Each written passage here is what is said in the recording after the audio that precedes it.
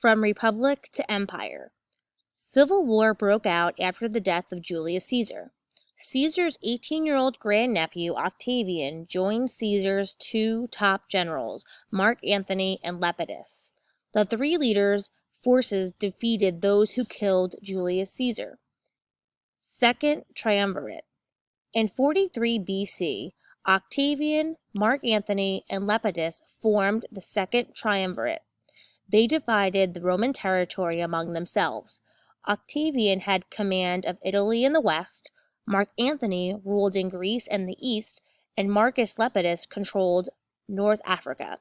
The Second Triumvirate did not last long. Lepidus retired from politics. Octavian and Marc Antony became rivals.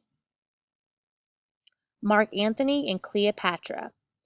Marc Antony fell in love with Egyptian queen Cleopatra. They formed an alliance. Octavian accused them of plotting against Rome. According to Octavian, Marc Antony planned to make himself the sole ruler of the Republic with Cleopatra's help.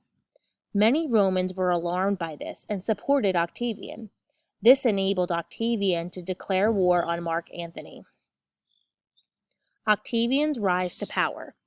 In 31 BC, Octavian and Marc Antony's navies clashed off the coast of Greece. Octavian's forces defeat Marc Antony's forces in the Battle of Actium. 1 year later, Octavian captured the city of Alexandria, Egypt. Yes, the city named by Alexander the Great. Octavian makes Egypt Roman territory. Marc Antony and Cleopatra killed themselves to avoid being captured.